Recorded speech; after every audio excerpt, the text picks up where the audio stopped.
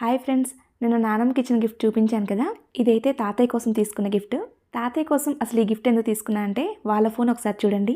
జడకి వేసుకోవాల్సిన బ్యాండ్ ఫోన్కి వేశారు. ఇది ఫోన్ అని గుర్తుపట్టడానికి సైంటిస్టులకు కూడా 10 సంవత్సరాలు పడుతుంది. ఈ డైలాగ్ నాది కాదండోయ్, మార్నింగ్ టీవీలో చూశాను. కరెక్ట్గా సింక్ అయింది కదా అనిపించింది. నేను దసరా హాలిడేస్కి వెళ్ళినప్పుడు పాత ఫోన్తో వినపడక ఇబ్బంది పడుతున్నారు, అది చూశాను.